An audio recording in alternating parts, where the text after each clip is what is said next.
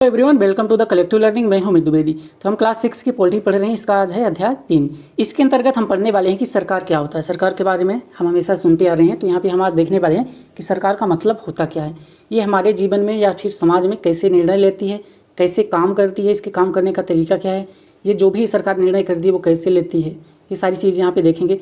इसके अलावा हम ये भी देखेंगे कि सरकार कितने प्रकार की होती है। जैसे कई तरीके की सरकार होती है, जिनमें से लोकतांत्रिक सरकार हो गई, राजतंत्रीय सरकार हो गई, तो इनके बीच में क्या अंतर होता है, ये सभी चीज़ें यहाँ पे देखने वाली हैं। चैप्टर है छोटा सा, पर इसमें जानकारी बहुत सारी महत्वपूर्ण दी गई है। तो चलिए इसको शुरू करते हैं। कुछ इस तरह की आप न्यूज़ कटिंग आप अक्सर अखबारों में देखते होंगे, जैसे कि सरकार से कामगारों के अधिकारों की रक्षा की मांग, बाढ़ पीड़ितों के लिए सरकार की ओर से राहत सामग्री, सर्वोच्च न्यायालय के लिए 5 और न्यायाधीश सरकार। तो इस तरह की न्यूज़ आप अक्सर न्यूज़पेपर में देखते रहते होंगे। आगे देखते हैं। हर इस देश को विभिन्न निर्णय लेने एवं काम करने के लिए सरकार की ज़रूरत होती है। तो क्या होता है, कोई भी देश हो उसको निर्णय लेने, महत्वपूर्ण निर्णय जो होते हैं उसको लेने के लिए किसकी ज़रूरत होती है, सरकार की ज़रूरत होती है। ये निर्णय कई विषयों से संबंधित हो सकते हैं, जैसे कि सड़कें, स्कूल कहाँ बनाए जाएँ।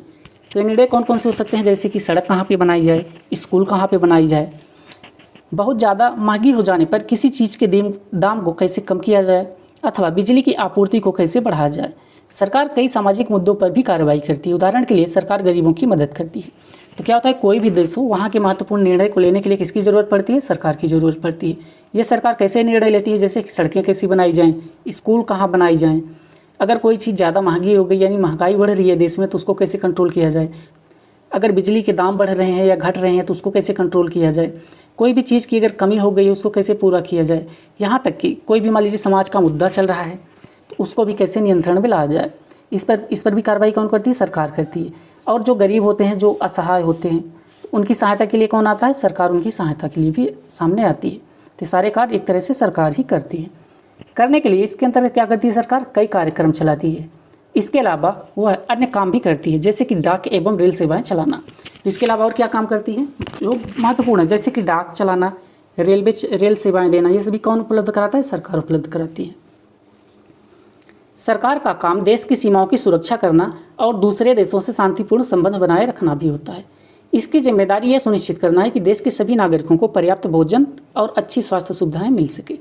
तो सरकार का और क्या काम होता है, अपने देश की जो भी सीमा है उसकी सुरक्षा करना, किसके माध्यम से, सैनिकों के माध्यम से। इसीलिए हर देश की सरकार या कोई भी सरकार हो वो सेना जरूर रखती है, किस लिए, ताकि वो अपनी सीमाओं की सुरक्षा कर सके। उसके अलावा क्या होता है, विदेश संबंध, यानी कि दूसरे देशों के साथ अपने शांतिपूर्ण संबंध को बना करके रखना, ये किसका जिम्मेदारी होती है, ये भी सरकार की जिम्मेदारी होती है। देश के सभी नागरिकों को इसके अलावा उसकी जिम्मेदारी क्या होती है कि देश के सभी नागरिक जो हैं उनको पर्याप्त भोजन, अच्छी स्वास्थ्य सुविधाएं उनको मिल सकें। जब प्राकृतिक विपदा घिरती है, यानी कोई भी मान लीजिए नेचुरल डिजास्टर आ गया, तब क्या होता है, जैसे कि सुनामी आ गई, भूकंप आ गया, तो मुख्य रूप से सरकार ही पीड़ित लोगों की सहायता करती है। तो ऐसे समय में कौन आता है सामने, सरकार आती है जो कि लोगों की सहायता करती है। अगर कहीं कोई विवाद होता है या कोई अपराध करता है तो लोग कहाँ जाते हैं, न्यायालय जाते हैं। न्यायालय भी सरकार का ही एक अंग है। तो क्या होता है, मान लीजिए समाज में जब कहीं एक दूसरे से झगड़ा वगैरह हो जाता है तो लोग कहाँ जाते हैं, न्यायालय जाते हैं, जो कि क्या है, एक सरकार का भाग होता है। शायद आपको यह जानकर अचरज हो रहा होगा कि सरकार इतना सब कुछ कैसे कर पाती है और सरकार के लिए इन कामों को करना क्यों ज़रूरी है।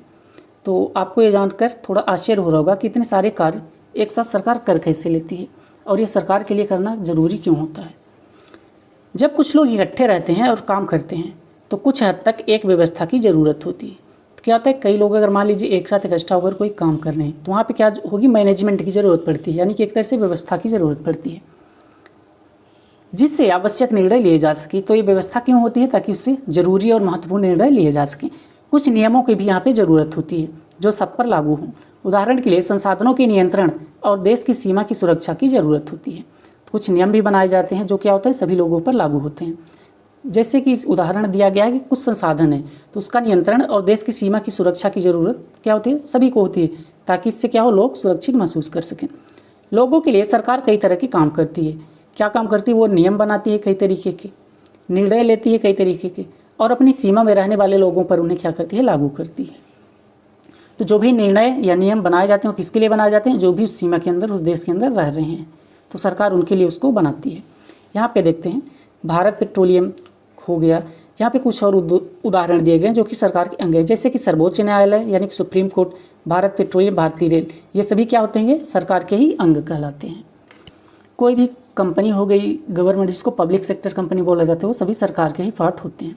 यहाँ पे देखते हैं सरकार के स्तर कितने होते हैं। तो अभी तक हमने क्या देखा कि सरकार क्या काम करती है, सरकार की ज़रूरत क्या है। तो सरकार की ज़रूरत क्या होती है, जब कई सारे लोग एक साथ इकट्ठा रहने लगते हैं तो उनको व्यवस्थित तरीके से रहने के लिए, उनका अच्छे तरीके से निर्णय करने के लिए और अपनी सीमा की सुरक्षा के लिए, साथ ही दूसरे देशों के साथ अपने मधुर संबंध स्थापित करने के लिए किसकी ज़रूरत पड़ती है, किसी न किसी सरकार की। अब आगे देखते हैं कि सरकार के स्तर कितने होते हैं, यानी सरकार के कई स्तर पाए जाते हैं, जैसे केंद्र के लेवल पे, राज्य के लेवल पे, फिर गांव के लेवल पे भी होती है। तो ये सारे क्या हैं, इसके स्तर हैं। तो इसी के बारे में यहाँ पे देखेंगे। अब आपको पता है कि सरकार कितनी सारी अलग अलग चीज़ों के लिए जिम्मेदार होती है, तो क्या आप सोच सकते हैं कि सरकार ये सारे इंतजाम कैसे करती होगी। दरअसल सरकार अलग अलग स्तर पर काम करती है, जैसे कि स्थानीय स्तर पर काम करती है। स्थानीय स्तर का मतलब हो गया गाँव में ग्राम पंचायत हो गई, नगर में नगर निगम हो गया। तो ये सभी क्या है, ये सभी स्थानीय स्तर की सरकार होती हैं। फिर इसके अलावा राज्य के स्तर पर होते हैं, जैसे कि मुख्यमंत्री हो गए, एवं राष्ट्रीय स्तर पर जैसे कि प्रधानमंत्री जहाँ पे कार्य करते हैं। स्थानीय स्तर का मतलब आपके गांव, शहर या मोहल्ले से है। राज्य स्तर का मतलब है जो पूरे राज्य को ध्यान में रखे, जैसे कि हरियाणा या असम की सरकार, या ये क्या करती है, पूरे राज्य पे काम करती है। आपके भी राज्य की भी जो सरकार होगी वो आपके राज्य के अंतर्गत आने वाले सभी कार्यों को राज्य सरकार करती है। फिर अगला स्टेप आता है राष्ट्रीय स्तर की सरकार, जिसका संबंध पूरे देश से होता है। इस किताब में आप आगे चलकर पढ़ेंगे कि स्थानीय सरकार कैसे काम करती है। तो इस किताब में यानी इस कक्षा में आगे चलकर किसके बारे में पढ़ने के लिए मिलने वाला है, स्थानीय सरकार के बारे में। और आगे की कक्षाओं में राज्य एवं राष्ट्रीय स्तर कक्षा में हमको क्या पढ़ना है, यहाँ पे हमको पढ़ना है स्थानीय सरकार। फिर अगली कक्षाओं में हमको राज्य सरकार और केंद्र सरकार के बारे में पढ़ने के लिए मिलेगा। यहाँ पे आप भारत का मैप देख सकते हैं, ये भारत का राजनीतिक, ये भारत पड़ोसी देश में ये पाकिस्तान, अफगानिस्तान, इधर चीन, नेपाल, भूटान, इधर म्यांमार, ये सभी हो गए। यहाँ पे बांग्लादेश भी है। इसके अलावा समुद्र के माध्यम से किसकी सीमा, यहाँ पे श्रीलंका से और इधर मालदीव से ये लगती है। भारत के और पार्ट के यहाँ पे आप देख सकते हैं अंडमान और निकोबार द्वीप समूह, और इधर क्या पड़ रहा है, लक्षद्वीप। तो ये सभी भारत के हिस्से हैं। आगे चल के देखते हैं, आगे चलते हैं। ये आप देख सकते हैं राजनीतिक, जो कि भारत प्रशासनिक प्रभाग 2011 के द्वारा दिया गया है। इसमें ज़्यादा कुछ साफ से दिखाई नहीं दे रहा है। आगे देखते हैं सरकार एवं कानून। तो हमने ये देखा कि सरकार क्या होती है, सरकार क्या काम करती है। तो उसके अंतर्गत हमने क्या देखा कि सरकार की ज़रूरत कहाँ पड़ती है, जहाँ पे लोग ज़्यादा जहाँ पे लोगों का संगठन रह रहा है उसके लिए सरकार की ज़रूरत पड़ती है, उस कानून बनाने के लिए और नियम बनाने के लिए। फिर हमने देखा कि सरकार के स्तर कितने होते हैं। तो क्या होता है, स्थानीय स्तर पर कार्य करती है सरकार, फिर राज्य स्तर पर कार्य करती है, उसके अलावा फिर वो केंद्र स्तर पर कार्य करती है। अब देखते हैं कि सरकार कानून कैसे बनाती है और कानून को कैसे लागू करती है। तो सरकार क्या करती है, कानून बनाती है और देश में रहने वाले सभी लोगों को वे कानून मानने होते हैं। तो यानी गवर्नमेंट जो पार्लियामेंट होती है वहाँ पे कानून जो भी बना देती है वो सभी लोगों को क्या करना पड़ता है, फॉलो करना पड़ता है। केवल यही वह तरीका है जिससे सरकार काम कर सकती है। तो ये क्या तरीका है, यानी कानून बनाकर ही सरकार कार्य करती है। आप देखते होंगे छोटी सी भी चीज़ों के लिए अगर कुछ काम करना है तो उसके लिए पार्लियामेंट में क्या किया जाता है, बिल पेश किया जाता है। तो ये सारी चीज़ें यही दर्शाती हैं कि बिना कानून बनाए सरकार कोई काम नहीं करती है। सरकार के पास जैसे कानून बनाने की ताकत होती है वैसे ही यह ताकत भी होती है कि लोगों को कानून मानने के लिए बाध्य करे। तो जिस तरह से सरकार के पास ये पावर होती है वो कानून बना दे। तो मान लीजिए कानून बना दिया और कोई पर्सन है वो क्या कर रहा है, उस कानून को मानने से मना कर रहा है कि मैं इसको फॉलो ही नहीं करूँगा। तो सरकार के पास इतनी पावर भी होती है कि वो क्या करे, उस कानून को फोर्सफुली वो उस पर अप्लाई कर सकती है। इतनी ताकत भी सरकार के पास होती है। उदाहरण के लिए एक कानून है कि गाड़ी चलाने वाले के पास लाइसेंस होना चाहिए। अगर कोई लाइसेंस के बिना गाड़ी चलाते हुए पकड़ा जाता है तो उसे जेल की सज़ा काटनी पड़ती है या फिर जुर्माना भरना पड़ता है। तो कैसा नियम मान लीजिए बना गया कि लाइसेंस जिसके पास नहीं है उसको या तो सज़ा होगी या उसको जुर्माना देना पड़ेगा। तो व्यक्ति अगर उसको नहीं मान रहा कि बिना लाइसेंस के ही चला रहा है तो उसके लिए क्या करेगी सरकार, उसको जुर्माना लगाएगी। अदरवाइज या फिर वो उसको फॉलो कर ले कानून को। तो इस तरीके से सरकार कार्य करती है। किसी दूसरे कानून को लेकर यह विचार कीजिए कि लोगों के लिए उसे मानना क्यों जरूरी है। तो सरकार जो भी कानून बनाती है वो लोगों के लिए क्या करती है, लोगों की आवश्यकताओं की पूर्ति के लिए ही कानून बनाया जाता है, इसलिए उसको फॉलो करना मतलब उसको मानना जरूरी होता है सभी के लिए। सरकार जो कार्रवाई कर सकती है उसके अलावा अगर लोगों को लगे कि किसी कानून का ढंग से पालन नहीं हो रहा है तो ये भी कुछ कदम उठा सकते हैं। अगर आपको भी लगे कि कोई ऐसा कानून है जिसको लोग फॉलो नहीं कर रहे हैं तो आप भी उसके लिए क्या कर सकते हैं, ज़रूरी कदम उठा सकते हैं। उदाहरण के लिए अगर किसी व्यक्ति को यह लगे कि उसको उसके धर्म या उसकी जाति के कारण किसी नौकरी में नहीं लिया गया तो क्या कर सकता है, वह न्यायालय जा सकता है और यह दावा कर सकता है कि कानून का पालन नहीं हो रहा। तब न्यायालय आदेश देगा कि क्या कदम उठाने की ज़रूरत है। तो आपको मान लीजिए कहीं पे ऐसा लग रहा है कि कानून का पालन नहीं हो रहा, तो आप कहाँ जा सकते हैं? कोर्ट जा सकते हैं, न्यायालय जा सकते हैं। जैसे फंडामेंटल राइट कहाँ पे? हमारे संविधान के पार्ट 3 में दिए गए हैं। पार्ट 3 में क्या दिया गया है? फंडामेंटल राइट दिए गए हैं, जो कि 12 से लेकर 35 तक हमें दिए गए हैं। इसके अंतर्गत जो भी व्यक्तियों को, सामान्य नागरिकों को मूलभूत अधिकार दिए गए हैं। तो अगर आपके अधिकार आपके अधिकार का मान लीजिए कहीं पे उल्लंघन हो रहा है, तो आप कहाँ जा सकते हैं? सीधे आप आर्टिकल 32 के तहत आप सीधे सुप्रीम कोर्ट जा सकते हैं, और आर्टिकल 226 जिसके माध्यम से आप हाई कोर्ट पे जाकर डायरेक्ट अपनी याचिका लगा सकते हैं। तो इस तरह से आप भी ज़रूरी कदम उठा सकते हैं अगर कानून का पालन कहीं पे नहीं हो रहा है तो। आगे देखते हैं सरकार के प्रकार। अभी तक हमने क्या देखा कि सरकार क्या होती है, कैसे काम करती है, कैसे कानून बनाती है, और सरकार के कितने स्तर होते हैं। अब हम देखेंगे कि सरकार कितने प्रकार की होती है। सरकार को निर्णय लेने और कानूनों का पालन करने के लिए यानी उन्हें बाध्य बनाने की शक्ति कौन देता है? तो सरकार जो भी कानून बनाती है और उसको लागू करने के लिए जो भी कदम उठाती है, यानी उसके पास जो ताकत होती है, उसको वो ताकत कहाँ से आती है? इस प्रश्न का उत्तर इस बात पर निर्भर करता है कि उस देश में कैसी सरकार है। तो इसका उत्तर किस बात पर निर्भर करता है? उस देश की सरकार है कैसी। जैसी सरकार होगी उसके अनुसार उसको ताकत मिलती है। लोकतंत्र में तो लोग ही सरकार को यह शक्ति देते हैं। अगर लोकतंत्र है तो वहाँ पे सरकार को यह शक्ति कौन देता है? लोग ही देते हैं। लोग ऐसा चुनाव के माध्यम से करते हैं, वे अपनी पसंद के नेता को वोट देकर चुनते हैं। तो लोग सरकार को कैसे ताकत देते हैं? चुनाव के माध्यम से, यानी अपनी मनपसंद के नेता को क्या करते हैं? चुनते हैं। एक बार चुन लिए जाने के बाद यही लोग सरकार बनाते हैं। तो जिनको लोग चुनकर भेजते हैं वही क्या करते हैं? आगे जाकर सरकार का निर्माण करते हैं। लोकतंत्र में सरकार को अपने निर्णयों एवं उठाए गए कदमों का आधार बताना होता है और सफाई देनी होती है। तो लोकतंत्र में सरकार जो भी काम करती है उसके लिए क्या जरूरी होता है? वो उसके लिए जवाबदेही, यानी कि सरकार की यहाँ पे जवाबदेही होती है। एक दूसरी तरह की सरकार होती है जिसको राजतंत्री सरकार कहते हैं। इसमें राजा या रानी के पास निर्णय लेने और सरकार चलाने की शक्ति होती है। तो दूसरी तरह की सरकार कौन होती है? जिसमें राजा रानी मुख्य होते हैं। राजा के पास सलाहकारों का एक छोटा सा समूह होता है जिससे वह विभिन्न मुद्दों पर चर्चा कर सकता है, लेकिन अंतिम निर्णय लेने की शक्ति उसी के पास होती है। यानी राजा क्या करता है? सलाह मशवरा तो करता है, लेकिन अंतिम शक्ति सिर्फ उसी में निहित होती है कि वो क्या करना चाहता है। लोकतंत्र के समान राजतंत्र में राजा या रानी को अपने निर्णय के आधार नहीं बताने पड़ते और ना ही अपने निर्णयों की सफाई देनी पड़ती। तो लोकतंत्र में क्या होता है? सरकार के पास ये जवाबदेही होती है कि जो भी वो काम कर रही है वो लोग जनता तक बताए कि हम ऐसा काम क्यों कर रहे हैं, जबकि राजा के पास ऐसी कोई बाध्यता नहीं होती कि वो जाकर जनता को बताए कि मैंने ये काम क्यों किया। तो यही डिफरेंस होता है। यहाँ पे देखते हैं लोकतंत्र में लोगों की भागीदारी उन निर्णयों को लेने में महत्वपूर्ण है जो उनको प्रभावित करते हैं। क्या आप इससे सहमत हैं? इसके जवाब के 2 कारण बताइए। तो ज़रूर अगर सरकार कोई भी निर्णय ले रही है तो किसके लिए ले रही है? उसी जनता के लिए ले रही है। जैसे कि यहाँ पे आप एग्जाम्पल में देख सकते हैं कि कोई भी कानून, मान लीजिए कि यही लाइसेंस वाला कानून सरकार बना रही है, तो किसके लिए बना रही है? जनता के लिए। तो उससे जनता का निर्णय, जनता की सहमति उसमें होना जरूरी है। इतना मतलब कोई कानून इतना कठिन भी नहीं बना दिया जाना चाहिए कि उसको फॉलो कीजिए कि लाइसेंस के लिए ये कर दिया जाए कि अगर आप लाइसेंस नहीं चलाते तो आपको सीधे उम्र कैद कर दी जाएगी। तो ऐसा कानून नहीं बनाया जा सकता, क्योंकि इससे क्या होगा? लोग काफ़ी ज़्यादा प्रभावित होंगे, उनको नुकसान होगा। यानी कि जो भी कानून बनाए जाते हैं उसमें लोगों की भागीदारी होना बहुत ज़रूरी रहता है। कानून क्या करते हैं? जनता को डायरेक्ट प्रभावित करते हैं। आगे देखते हैं आपके यहाँ किस प्रकार की शासन व्यवस्था है, उसके स्थान पर आप कैसी शासन व्यवस्था चाहते हैं। तो अपने भारत देश में क्या है? लोकतांत्रिक सरकार है, जो कि अभी वर्तमान परिप्रेक्ष्य में देखा जाए तो सबसे अच्छी सरकार लोकतंत्र की ही मानी जाती है। यहाँ पे आप ये कुछ देख सकते हैं कि राजतंत्र में देश के नागरिकों को अपनी पसंद का नेता चुनने की छूट होती है क्या? तो बिल्कुल नहीं होती, क्योंकि राजा के शासन में सब नहीं होता। तो ये सारी छोटी छोटी चीज़ें दी गई हैं। आगे देखते हैं लोकतांत्रिक सरकार क्या होती है। भारत एक लोकतंत्र है।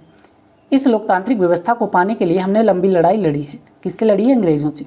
संसार में और भी कई देश हैं जहां लोगों ने लोकतंत्र लाने के लिए संघर्ष किए हैं। ऊपर बताया जा चुका है कि लोकतंत्र की मुख्य बात यह है कि लोगों के पास अपने नेता को चुनने की शक्ति होती है। तो लोकतंत्र में क्या होता है?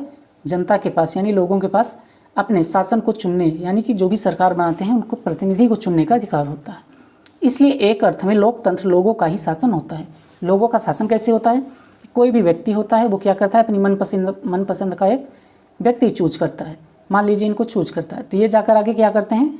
पार्लियामेंट में गवर्नमेंट बनाते हैं। तो यानी कि इस व्यक्ति के माध्यम से ही ये व्यक्ति आगे जाकर शासन चला रहा है, इसलिए जनता का ही शासन हो जाता है। लोकतंत्र में मूलभूत विचार यह है कि लोग नियमों को बनाने में भागीदार बनकर खुद ही शासन करें। तो लोकतंत्र का मूलभूत विचार क्या है? कि लोग नियम की बनाने के लिए भागीदार हों। जैसे कि अपने भारत देश में है कि कोई भी कानून बनाने के लिए क्या होता है? हम जिन प्रतिनिधियों को चुनते हैं वो जाकर कानून बनाते हैं। लेकिन स्विट्ज़रलैंड जैसे देश या और एक दो देश ऐसे हैं कि वहाँ पे क्या होता है कि कोई भी कानून बनने से पहले क्या होता है, सभी लोगों की वहाँ पे राय ली जाती है। अगर सभी लोग अपनी राय देते हैं तभी जाकर वो कानून बनता है। अगर मान लीजिए जैसे कि बहुमत हो गया कि 51% अगर लोगों ने उसको क्या सहमति दे दी तभी वो कानून बनता है। अगर उसको सहमति नहीं मिल पाई, ज़्यादा लोग असहमति दर्ज कर दिए तो कानून नहीं बनता। पर अपने भारत देश में क्या होता है कि प्रतिनिधि जाकर शासन चलाते हैं, वो जाकर कानून बनाते हैं। इसलिए अपने यहाँ पे कौन सी व्यवस्था, ये आगे चलकर कक्षाओं पढ़ने के लिए मिलेगा कि अपने यहाँ प्रतिनिधि शासन व्यवस्था है। जबकि कुछ देश ऐसे हैं गिने चुने जहाँ पे डायरेक्ट लोग ही वहाँ पे निर्णय देते हैं कि हाँ ये कानून बनना चाहिए या नहीं। इस तरह की व्यवस्थाएं वहाँ पे होती हैं, यानी कि उसको एक तरह से रेफरेंडम करा जाता है, यानी लोगों की सहमति वहाँ पे ली जाती है। आगे देखते हैं, यहाँ पे एक चित्र देख सकते हैं, वोट डालते हुए दिखाई दे रहे हैं। मतदान के समय मतदाता की उंगली पर स्याही से निशान लगाया जाता है। तो क्यों लगाया जाता है? ताकि वो केवल एक ही बार वोट दे सके। ये ग्रामीण मतदान केंद्र आप देख सकते हैं, यहाँ पे इनके हाथ पे ये स्याही लगाई जा रही है। तो स्याही किस लिए लगाई जाती है? ताकि पहचान बन सके कि आप वोट डाल चुके हैं। सारी जनता के लिए निर्णय लेते हैं तो कौन लेता है? सरकार लेती है। आजकल कोई भी सरकार अपने आप को तब तक लोकतांत्रिक नहीं कह सकती जब तक वह देश के सभी वयस्क नागरिकों को वोट देने का अधिकार ना दे। तो कोई भी सरकार लोकतांत्रिक तब नहीं कही जाती जब तक कि वहाँ के सभी नागरिकों को वोट देने का अधिकार ना मिला हो। लेकिन हमेशा ऐसा नहीं था। कैसा नहीं था? यानी सभी को वोट देने का अधिकार पहले से ही नहीं प्राप्त था। क्या आप विश्वास कर सकते हैं कि एक समय ऐसा था जब लोकतांत्रिक सरकारें औरतों और गरीबों को चुनाव में भाग नहीं लेने देती थी। साल पहले ही आप देखिए तो क्या होता था कि कुछ औरतों और गरीबों को चुनाव में भाग नहीं लेने दिया जाता था। आपने शुरुआती दौर में सरकारें केवल उन्हीं पुरुषों को वोट देने देती थी जो पढ़े लिखे थे और जिनके पास अपनी संपत्ति होती थी। तो शुरुआत में वोट देने का अधिकार किसको प्राप्त था? सिर्फ उन्हीं लोगों को जो पढ़े लिखे थे या फिर उनके पास अपनी संपत्ति हो, उनको ही वोट देने का अधिकार होता था। इसका मतलब था कि औरतें, गरीबों और अशिक्षितों को वोट देने का अधिकार नहीं प्राप्त था। ऐसी स्थिति में देश उन्हीं नियमों के सहारे चलते थे जो ये गिने चुने लोग बनाते थे। तो क्या होता था ऐसे में, जो सिर्फ ये गिने चुने कुछ लोग बनाते थे नियम, उसी को सारे देश के लोगों को मानना पड़ता था। भारत में आज़ादी से पहले ही बहुत ही कम लोगों को वोट देने का अधिकार प्राप्त था। तो आज़ादी से पहले क्या था? बहुत कम लोगों को वोट देने का अधिकार यहाँ पे था। इसलिए जनता ने संगठित होकर इस अधिकार की मांग की। गांधी जी समेत कई नेताओं ने इस अन्यायपूर्ण व्यवहार का विरोध किया। किस अन्यायपूर्ण व्यवहार का? कि सभी को वोट देने का अधिकार नहीं मिला था। उन्होंने भी जोर शोर से यह मांग उठाई। 1931 में यंग इंडिया पत्रिका में लिखते हुए गांधी जी ने कहा था। तो यंग इंडिया पत्रिका किन्होंने लिखी थी? गांधी जी ने। कब? 1931 में लिखे थे। तो उनमें लिखते हुए गांधी जी क्या कहते हैं 1931 में? मैं यह विचार सहन नहीं कर सकता कि जिस आदमी के पास संपत्ति है वह वोट दे सकता है, लेकिन वह आदमी जिसके पास चरित्र है पर संपत्ति या शिक्षा नहीं है वह वोट नहीं दे सकता, या जो दिन भर अपना पसीना बहाकर ईमानदारी से काम करता है वह वोट नहीं दे सकता क्योंकि उसने गरीब आदमी होने का गुनाह किया है। तो गांधी जी यहाँ पे अपनी पीड़ा लोगों के सामने प्रस्तुत कर रहे होते हैं कि अगर कोई व्यक्ति गरीब है तो उसको वोट देने का अधिकार क्यों नहीं मिल रहा। इसके विरोध में वो सब लिखते हैं। आगे देखते हैं, वोट्स फॉर वुमेन। संसार में कहीं भी सरकारों ने स्वेच्छा से अपनी शक्ति लोगों के साथ नहीं बांटी। शक्ति बांटने का मतलब ये हुआ कि वोट देने का अधिकार अगर दे दिए तो मतलब उनकी शक्ति बट गई, क्योंकि जनता के पास ये पावर आ गई कि किसको सरकार में देखना चाहते हैं या किसके माध्यम से वो सरकार बनवाना चाहते हैं। यूरोप और अमेरिका में महिलाओं और गरीबों को सरकार के कार्यों में भागीदारी के लिए संघर्ष करना पड़ा। यानी कि जो भी गरीब लोग थे या महिलाएं थे या शिक्षित थे, उनको सरकार के कार्यों में अपनी भागीदारी बढ़ाने के लिए यानी वोट डालने की शक्ति पाने के लिए क्या करना पड़ा? काफ़ी ज़्यादा प्रोटेस्ट करना पड़ा, काफ़ी ज़्यादा संघर्ष करना पड़ा। महिलाओं द्वारा मताधिकार के लिए किए गए संघर्ष ने प्रथम विश्व युद्ध के दौरान और मजबूती पकड़ी। तो क्या होता है, महिलाओं ने जो मताधिकार के लिए अपने आंदोलन किए वो प्रथम विश्व युद्ध के दौरान काफ़ी ज़्यादा मजबूती पकड़ लेती हैं। इस आंदोलन को महिला मताधिकार आंदोलन कहते हैं, जो अंग्रेजी में इसे सफ्रेज मूवमेंट कहते हैं। तो सफ्रेज मूवमेंट क्या होता है कि महिलाएं अपने मताधिकार के लिए आंदोलन करती हैं। सफ्रेज का मतलब होता है वोट देने का अधिकार। युद्ध के दौरान बहुत से पुरुष लड़ाई में थे, इसलिए महिलाओं को उन कामों को करने के लिए बुलाया गया जो पहले पुरुषों के काम माने जाते थे। जब महिलाओं ने विभिन्न प्रकार के काम और उनकी व्यवस्था करना शुरू कर दिया तो लोगों को यह देखकर बड़ा आश्चर्य हुआ। महिलाओं और उनकी क्षमताओं के बारे में क्यों इतनी गलत रूढ़िबद्ध धारणाएं बना ली थी कि महिलाएं ये काम नहीं कर सकती। तो क्या होता है, जब वर्ल्ड वार फर्स्ट स्टार्ट था, कब विश्व युद्ध जब चालू था 1914 जब स्टार्ट होता है, तो क्या होता है, जो भी पुरुष होते हैं वो लड़ाई में चले जाते हैं। तो उनका जो काम था जो पहले पुरुष किया करते थे वो काम करने के लिए पुरुषों की उपलब्धता नहीं थी। तो क्या किया गया, महिलाओं को उन काम को करने के लिए बुलाया गया। तो महिलाएं वो सारे काम काफ़ी अच्छे तरीके से कर ली।